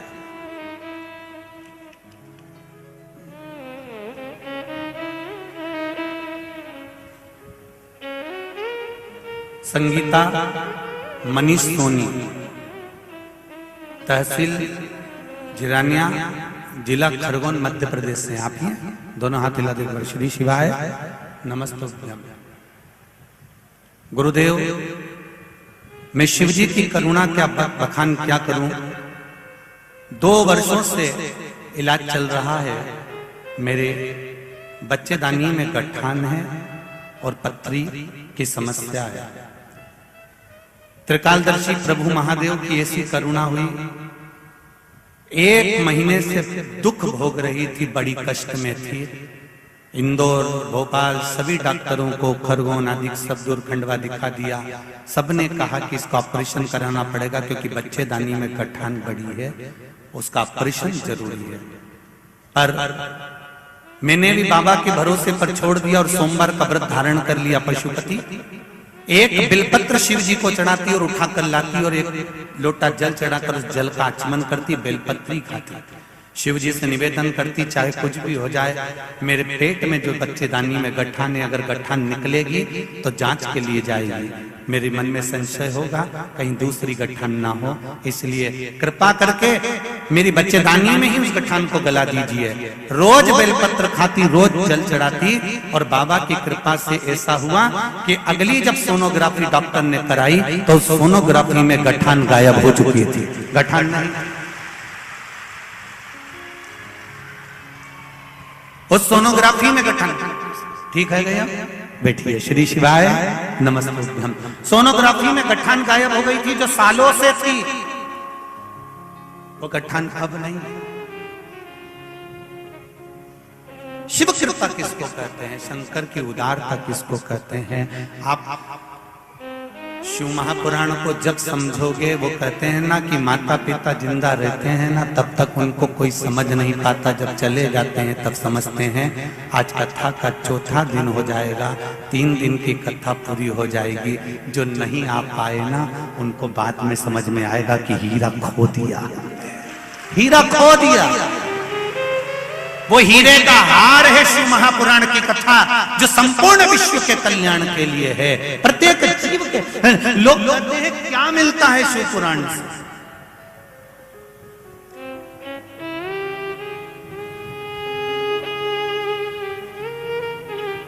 रामायण जीना सिखाती है, भागवत मरना सिखाती है, शिव पुराण जितनी जिंदगी भगवान ने दी है उसे स्वस्थ और एंजॉय में रहना सिखाती है।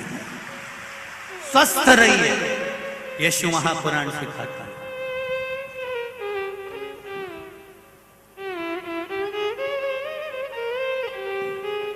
तुम्हारी तपस्या खाली नहीं जाने वाली। तुम जो 2 बजे से कथा चालू होती है और 8 बजे से 7 बजे से जगह संभाल कर बैठती हो, आप लोग अपनी जगह संभाल कर बैठती हो। कई लोग ये धूप में खड़े हुए हैं, कलम देख रहे थे। कुछ लोग अपने अपने घर से छाता लेकर आ गए थे, कोई चद्दर लेकर आ गया था। 4-4 लोग पकड़ कर कथा सुन रहे हो। कई इधर उधर बैठकर ट्रैक्टर ट्राली के ऊपर इधर उधर चढ़ के कथा सुन रहे हो। कोई रोज महिला मंडल टेंट लगाती, रोज आगे बढ़ते चले जाते हो। तो तुम्हारी तपस्या खाली नहीं जाएगी, ये निश्चित है। इस भट्टी में अगर तप गए तो सोना अगर निखर गया तो जिंदगी में सार्थक और कीमत वाला, खाली नहीं जाएगा। जितने आस्था चैनल पर सुन रहे हैं, जितने फेसबुक यूट्यूब पर सुन रहे हैं, ये बेटा बेटी, ये नवयुवक बच्चे, ये बुजुर्ग माताएं, ये घर घर के बच्चे, अगर शिव महापुराण की कथा तुम्हारे घर में चल रही है, भले आधा घंटा चले, 20 मिनट चले, 25 मिनट चले, पर वो कथा का एक शब्द भी अगर आस्था चैनल के माध्यम से घर घर में, मोबाइल के माध्यम से, दुकान पर, व्यापार में, ऑफिस में, कहीं पर भी चल रहा है, तुम धोखा नहीं खा सकते। ये निश्चित है, ये निश्चित है कि तुम धोखा नहीं खा सकते। एक बात आपसे पूछना चाहूंगा, आज भीकन गांव की पावन धरा पर, आज तक ये प्रश्न हमने नहीं किया, पर आज पहली बार ये प्रश्न आपसे कर रहे हैं। इस भीकन गांव की धरा पर कोरोना महामारी जैसी बीमारी निकलने के बाद चीन आज तक संभल नहीं पाया, पर कोरोना जैसी बीमारी निकलने के बाद भारत की भूमि का एक एक छोटे से छोटा और बड़े से बड़ा व्यक्ति फिर संभल गया और उसकी अर्थव्यवस्था फिर बढ़ गई। ये शिव की कृपा। हम तो कहते हैं ये कोरोना महामारी में ये शिव महापुराण की कथा स्वयं शंकर भगवान ने ही करवाकर जनमानस तक पहुंचाई है कि ये कहीं डोल ना जाए, कहीं भटक ना जाए। ये शिव कृपा है।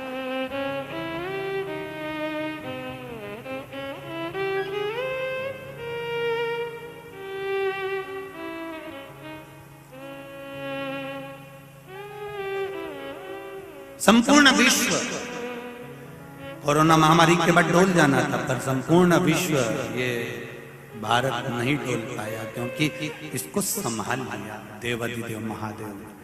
आप जो कथा सुनते रहे हो, एक छोटा सा व्यापार करने वाला व्यक्ति भी शंकर जी को जब लोटा भर के जल चढ़ाने लगा ना, पहले उसके ऊपर कर्जा बढ़ते जा रहा था। अब आप अंदाजा लगा कर देखना, पहले शिव महापुराण के पहले का समय निकालना और शिव महापुराण जब से सुनना चालू करी उसके बाद का समय निकालना, पूरी जिंदगी के पुराने समय को निकालकर आज का समय निकालना कि भगवान ने तुम्हारा हाथ पकड़ा कि नहीं पकड़ा, थोड़ा व्यापार बढ़ा कि नहीं बढ़ा, थोड़ी संपदा वैभव मन आनंदित हुआ कि नहीं हुआ, शिव ने कृपा करी कि नहीं करी, वो अपने हृदय से पूछो, अपने चित्त से पूछो।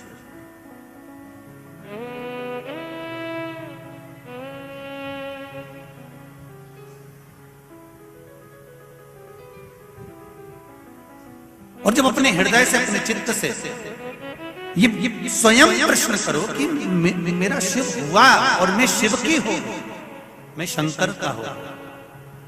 कल आपको कथा में कहा था, अपने अपने घर में अपने बच्चों को, अपने पति को, अपने परिवार के बुजुर्गों को भी कहो कि पापा, मम्मी, आई, बाबूजी, बाबू, आप भाऊ, एक लोटा जल शिव जी को अवश्य चढ़ाया करो। ज्यादा दूर नहीं जाओ तो अपने घर के पास में जो शिव मंदिर हो वहां चले जाया करो। उससे घर के लोगों को फायदा नहीं मिलेगा, तुम्हारी किस्मत में जो दुख लिखा है उसे कोई दूसरा नहीं काट सकता। ध्यान देना, बहू दवाई दे सकती है, बेटा डॉक्टर को दिखा सकता है, बच्चे सोनोग्राफी करवा सकते हैं या मशीनों में तुम्हारी जांच करवा सकते हैं, पर शरीर में अगर दुख हुआ है, कष्ट हुआ है तो पड़ोसी भोगेगा क्या? जम के तो बोलो, बहू भोगेगी क्या? नहीं। बेटा भोगेगा क्या? नहीं। तुम्हारे शरीर में अगर कष्ट हुआ है, तुम्हारे भाग्य में अगर कष्ट लिखा है तो उसको भोगना तुमको पड़ेगा। इसलिए निवेदन है कि तुम भोजन करोगे तो तुम्हारा पेट भराएगा। इसलिए तुम्हारे भाग्य में अगर दुख लिखा है, तुम्हारी किस्मत में अगर कहीं थोड़ी सी भी तकलीफ लिखी है, भले तुम्हारी दुकान अच्छी चल रही है, भले तुम निरोगी हो, सब कुछ है, फिर भी एक लोटा जल शंकर भगवान को चढ़ा। कोई कहे कि किसी कारण से चढ़ा, नहीं, हो सकता है कि आने वाला समय कैसा हो, तुम्हारे भाग्य में क्या लिखा हो, कम से कम एक लोटा जल चढ़ाते रहोगे तो वो भाग्य का लिखा हुआ तुम्हारे पक्ष में होता जाए। चढ़ाओ शिव जी को एक लोटा जल।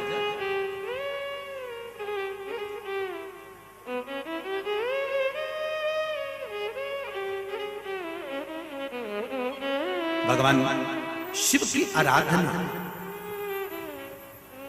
भगवान शंकर की कृपा, शिव की आराधना, शिव की कृपा साधारण नहीं हो सकती। बुरा विचार आए उसको निकाल दो। बहू भी बुरी नहीं है और बोलो जम के, सास भी बुरी नहीं है, दोनों अच्छी हैं, पर दोनों के साथ में एक चीज है कि जो हमारी कर्म की गति है, जो हमारा कर्म लिखा हुआ है वो बुरा है। वो बुरा होता है तो क्या करवाता है? सास बुरी नहीं है, बहू बुरी नहीं है, जब कर्म की गति बुरी होती है तो फिर वो बुरा करवा देता है। कैकेयी बुरी थी क्या? जम के बोलो, नहीं। कौशल्या मैया बुरी थी क्या? नहीं। सुमित्रा जी बुरी थी क्या? नहीं। दशरथ जी बुरे थे क्या? नहीं।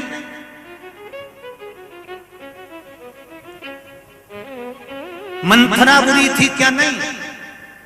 कर्म गति बुरी है, कर्म की।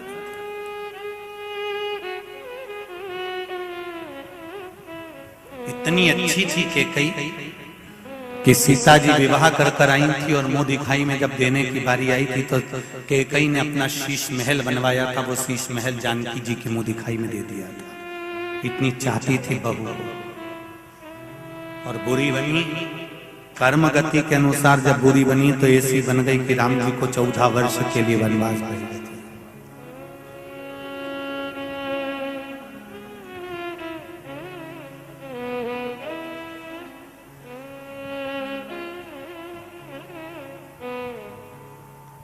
कई लोग अपनी भाषाओं में कहते रहते हैं महाराज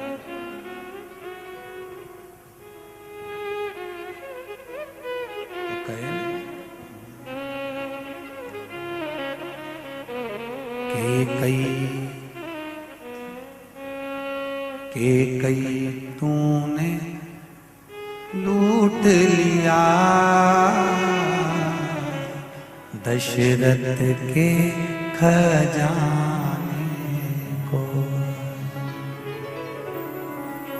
कैकेयी तूने लूट लिया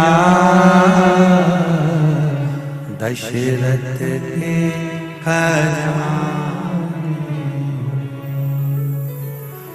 तू तरस जाएगी रानी, तू तरस जाएगी रानी,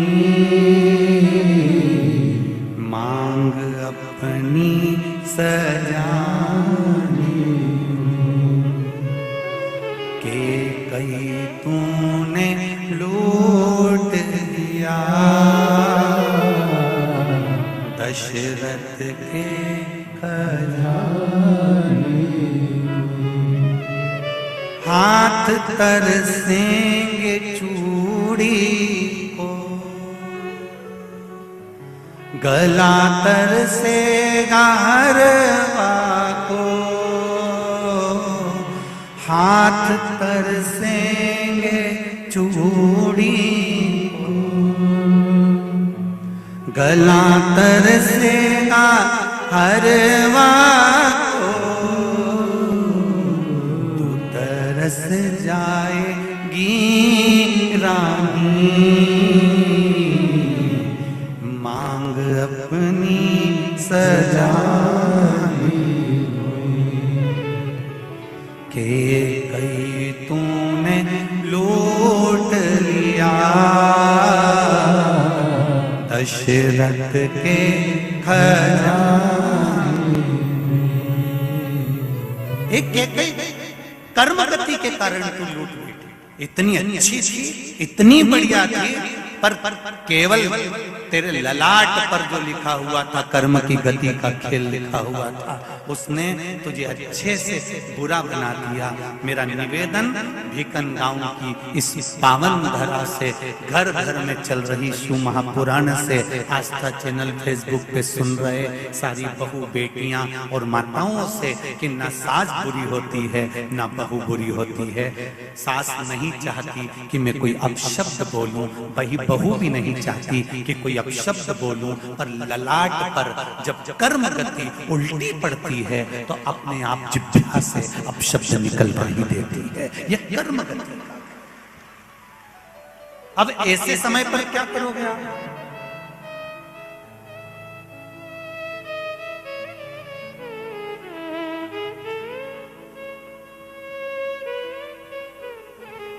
इतना भाव के साथ, हृदय के साथ करें। आज देवउठनी एकादशी, शिव जी से प्रार्थना करें, बाबा देवाधिदेव महादेव भक्ति देने, शक्ति देने और जीवन में आनंद सुख की अनुभूति कराना। श्री शिवाय नमस्तुभ्यं। श्री शिवाय नमस्तुभ्यं। श्री शिवाय नमस्तुभ्यं। श्री शिवाय नमस्तुभ्यं। श्री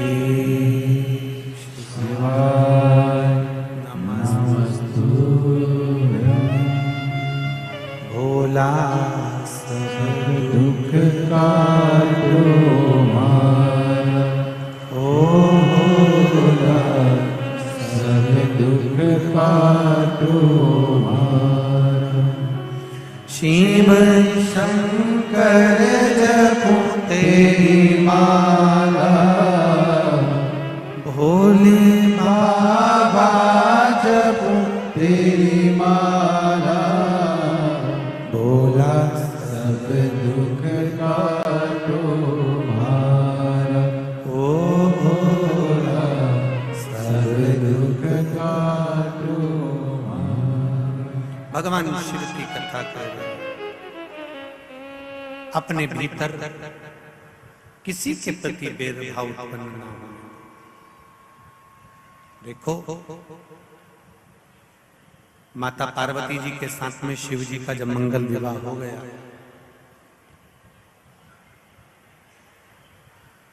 भगवान शिव और पार्वती का जब मंगल विवाह हो गया, पार्वती जी विवाह कर कर जब घर आ गई, प्रभु चरण की सेवा में माता पार्वती जी दिन रात लग गई।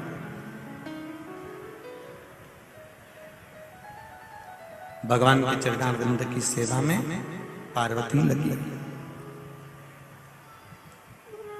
भगवान शिव और माता पार्वती के विवाह का एक कारण सबसे प्रबल था, वो कारण था तारकासुर का संहार।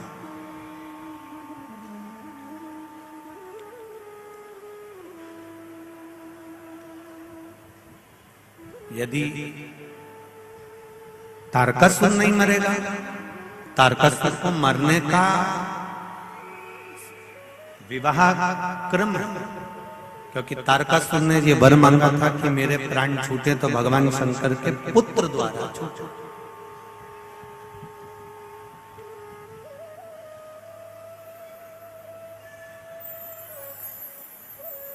भगवान शिव के तेज पुंज से, गंगा जी के जल से षडानंद कार्तिकेय जी का जन्म हुआ, प्रागट्य हुआ। और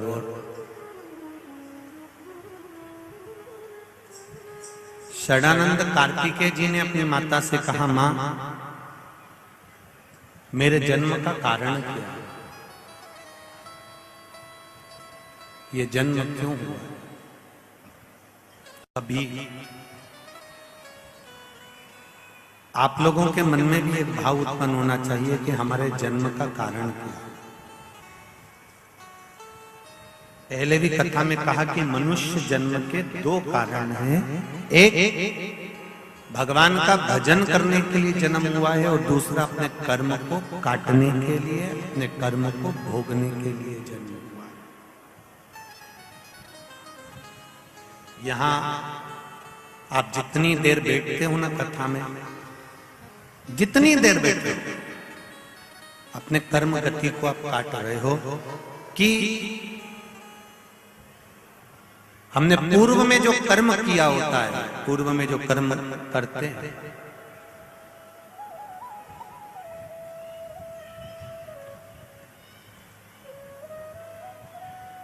उस कर्म की गति को काटने के लिए हम जितनी देर कथा में बैठते हैं उतनी देर हमारी कर्म गति कटती जाती है। हमारा जो पूर्व का किया गया पाप कर्म है वो कटता जाता है।